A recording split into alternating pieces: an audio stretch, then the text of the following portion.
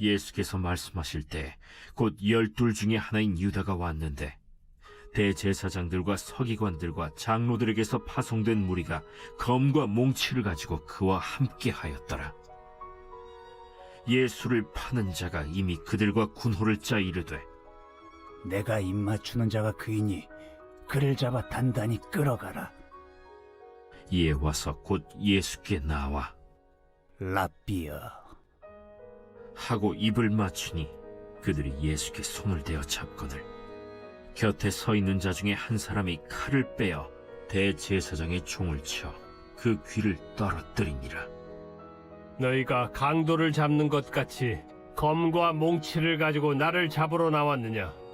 내가 날마다 너희와 함께 성전에 있으면서 가르쳤으되 너희가 나를 잡지 아니하였도다. 그러나 이는 성경을 이루려 함이니라.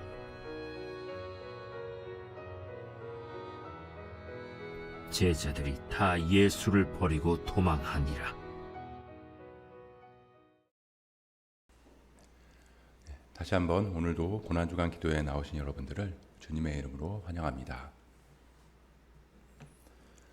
오늘은 마가복음 14장 43절부터 50절의 말씀을 통해서 겟세마네에 오르신 주님의 발걸음을 따라가 보려고 합니다. 목요일 저녁 예수님께서는 겟세마네 동산에서 잡히셨습니다. 근데 그날 잡힌 건 예수님만이 아니었어요. 그날 붙잡힌 또 다른 세 사람. 오늘은 붙잡힘에 대해서 묵상해 보려고 합니다. 근데 그 전에 먼저 목요일 하루 동안의 예수님의 일정을 살펴보면 좋을 것 같아요. 어제는 베다니 나병 환자 시몬의 집에서 식사를 하셨죠.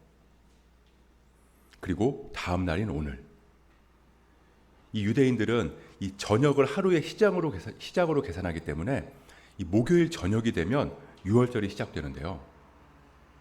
예수님은 이 유월절이 시작되는 목요일 저녁에 제자들이랑 함께 일명 최후의 만찬을 하세요. 떡을 가지고 축복하시고 떼어주시면서 이것이 내 몸이다. 잔을 가지고 감사기도 하신 후에 나눠주시면서 이것이 나의 피, 곧 언약의 피다. 그리고 그 자리에서 12 중에 하나가 나를 팔 거라는 말씀을 하셨어요. 인자를 파는 그 사람에게는 화가 있을 것이다. 그 사람은 차라리 태어나지 않았으면 좋을 뻔했다.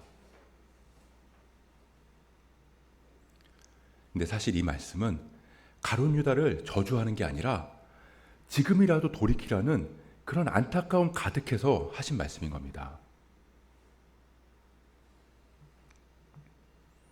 그렇게 유월절 식사를 다 마치신 후에 예수님은 제자들을 데리고 겟세마네 동산으로 올라가셨어요. 그리고는 베드로랑 야고보랑 요한을 데리고 조금 더 올라가셔서 너희는 여기서 기도해라. 그렇게 부탁하셨고요. 그리고 예수님은 조금 더 나아가셔서 땅에 엎드려서 기도하셨습니다.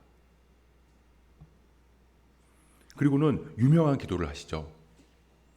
아빠 아버지여, 이 잔을 내게서 옮기시옵소서. 그러나 나의 원대로 마시옵고 아버지의 원대로 하옵소서. 그렇게 고통스럽게 기도하고 돌아오셨는데 기도하라고 부탁한 제자들이 다 자고 있는 거예요. 그래서 베드로한테 말씀하세요. 시몬아, 자느냐? 내가 1시간도 깨어있을 수 없더냐? 그렇게 예수님께서는 3번씩이나 간절하게 기도하셨어요. 그리고 오늘 본문이 시작됩니다. 예수께서 말씀하실 때 곧 12 중에 하나인 유다가 왔는데 대제사장들과 서기관들과 장로들에게서 파송된 무리가 검과 몽치를 가지고 그와 함께 하였더라. 붙잡히신 예수님, 그리고 사로잡힌 또 다른 세 사람. 이 첫 번째 사로잡힌 사람은 12 중에 하나인 가룟 유다입니다. 이 예수님께서는 이 바로 직전까지 이 고통스러운 잔이 지나가기를 바라시면서 기도하셨어요. 그 기도가 얼마나 간절했냐면요, 이 누가복음에서는 그 흐르는 땀이 핏방울같이 되었다고 말씀하고 있어요. 그렇게 간절한 기도를 마치셨을 때 12 중에 하나인 가룟 유다가 온 거예요. 우리가 계속 반복해서 살펴보고 있잖아요. 12 중 하나. 이 12은 3년 동안 예수님하고 동고동락했던 사람들이에요. 예수님을 주님이라고 고백했던 사람들이고요. 조금 전까지만 해도 예수님이랑 마지막 만찬을 나누었던 사람들이라고요. 떡을 떼면서 이것이 내 몸이다. 잔을 나누면서 이것이 내 피다. 그렇게 새로운 언약을 체결하면서 그 안에서 그리스도의 몸과 피를 나누어 받았던 사람들이 이 12이라는 겁니다. 그러니까 이 다른 사람들은 몰라도 이 12만큼은 예수님이 가신 길을 믿음으로 따라야 하는 사람들이라고요. 그 중에 하나인 유다. 아직은 12 중 하나예요. 그런데 이 12 중 하나가 예수님 곁이 아닌 대제사장들, 서기관들, 장로들 무리와 함께 있으니까, 다시 말해서 있어야 할 자리에 있지 못하니까 44절, 예수를 파는 자가 이미 그들과 군우를 짜 이르되 내가 입맞추는 자가 그이니 그를 잡아 단단히 끌어가라 하였는지라. 43절에서는 12 중 하나였어요. 아직 기회가 있었다고요. 마지막 기회가 남아 있었던 거죠. 지금이라도 다시 예수님 곁으로 오기만 하면 돼요. 근데 그 기회를 저버리고 예수님을 넘겨주기 위해서 그들과 하나가 되는 순간, 44절, 예수를 파는 자가, 12 중에 하나가 예수를 파는 자로.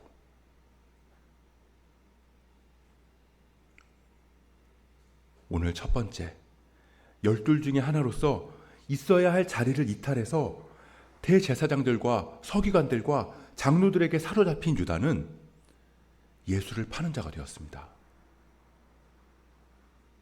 심지어 돈에도 사로잡혔어요. 은 30. 대단한 부자가 될 수 있는 금액도 아니에요. 그깟 향유도 300데나리온에 팔아야 된다고 화를 냈었잖아요. 근데 정작 자신은 고작 은 30에 3년간 함께한 예수를 팔아버린 겁니다.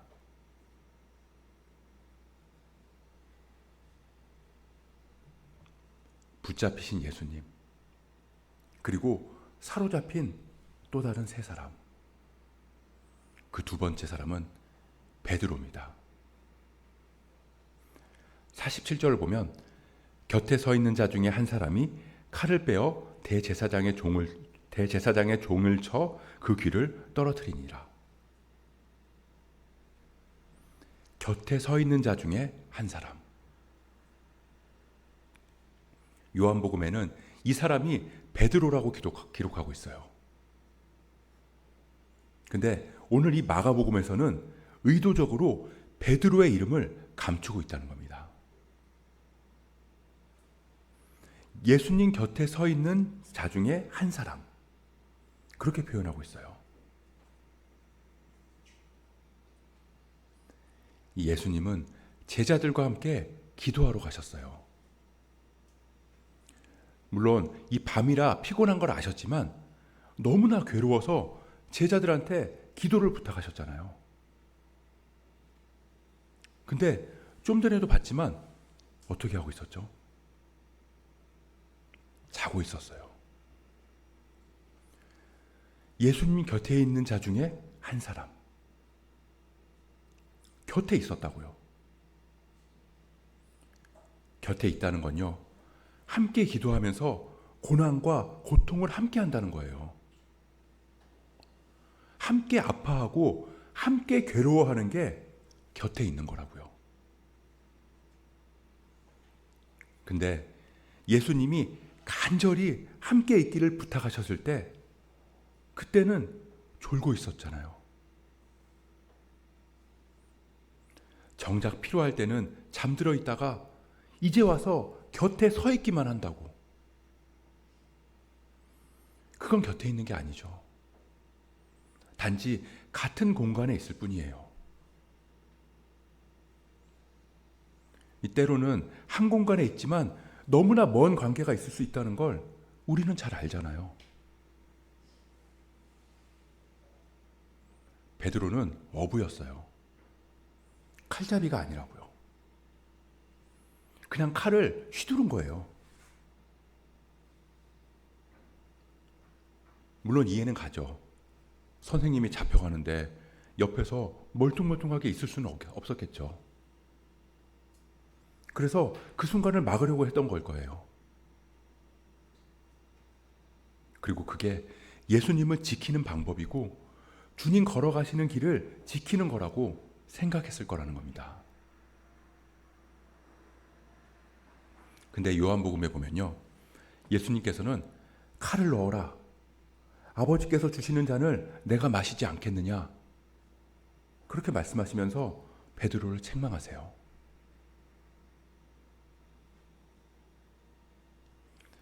이 공간뿐만 아니라 정말 함께 있어야 할 자리. 주님과 함께 하나님의 뜻을 구해야 하는 그 자리를 이탈하니까 결국 베드로는 자기 뜻과 자기 생각에 사로잡혀서 예수님 걸어가시는 길에 오히려 장애물을 놓는 꼴이 되어버렸다는 겁니다.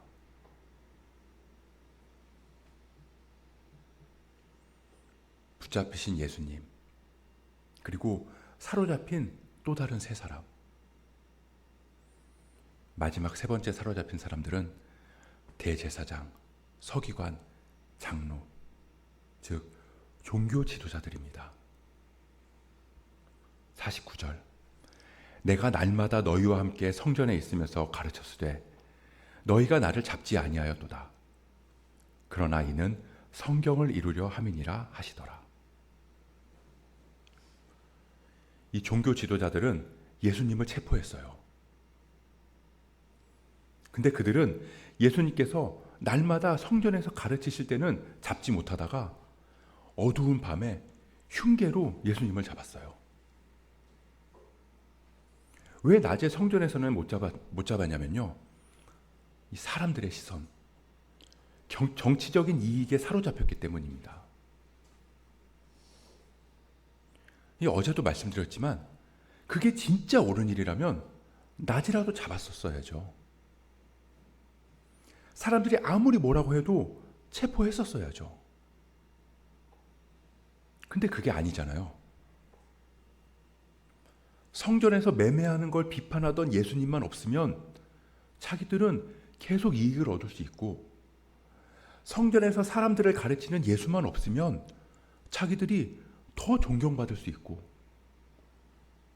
그런 마음에 사로잡히니까 흉계를 꾸며서 밤에 사람들이 없는 곳에서 예수를 붙잡은 겁니다. 그렇게 사로잡힌 세 사람, 종교 지도자들에게 사로잡히고 또 돈에 사로잡힌 가룟 유다, 예수님과 같은 공간에 서 있지만 자기 생각에 사로잡힌 베드로, 그리고 자기 이익과 욕심에 사로잡힌 종교 지도자들. 그들은 자신들이 사로잡힌 줄도 모르고 예수님을 사로잡았다고 생각했지만 정작 예수님은 사로잡힌 게 아니라 49절 이는 성경을 이루려 함이라. 종교 지도자들이 예수님을 사로잡았는데 예수님은 그들에게 사로잡힌 게 아니라 하나님의 말씀에 사로잡힌 거였다는 거예요.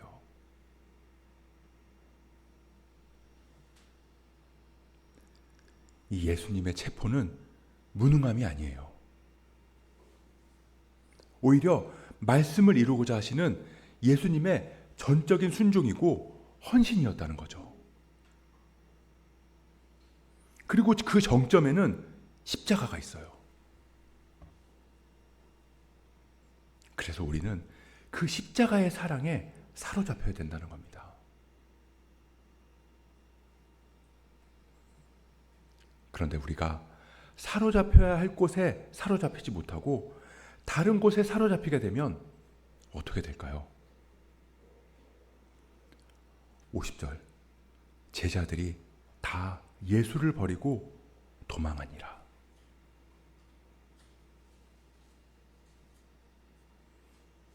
열둘 중에 하나였던 유다. 그 열둘 중에 하나가 자리를 이탈하니까 그는 예수를 파는 자가 되었고요.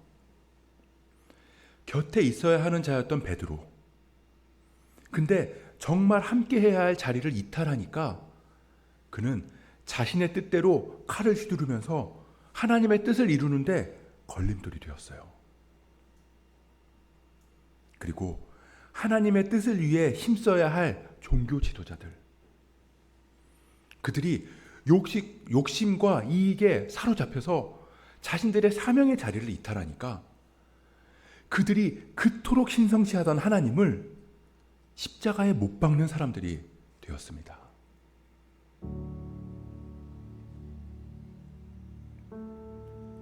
우리는 지금 무엇에 사로잡혀 있나요?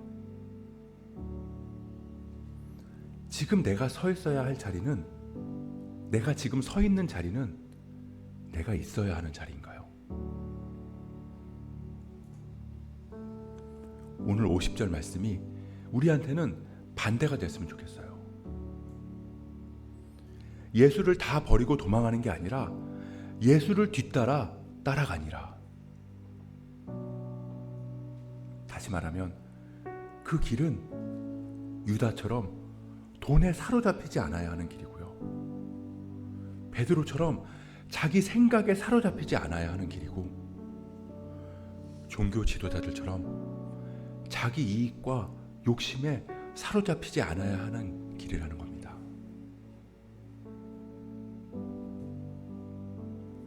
때로는 깨어있기가 버거울 정도로 힘들기도 할 거고요.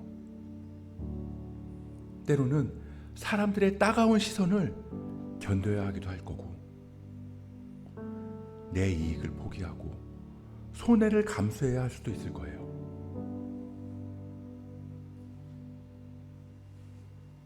그럼에도 우리가 왜 그 길을 가야 하냐면요, 그러나 이는 성경을 이루려 함이라. 바라기는 우리가 주님 곁에 있는 사람들이 됐으면 좋겠어요. 그렇게 우리가 오직 주님의 말씀에만 사로잡히고 주님의 사랑에만 사로잡혀서 도망치거나 버리는 자가 아니라 기꺼이 예수님을 따라 영광의 길을 걸어갈 수 있기를 주님의 이름으로 축복합니다.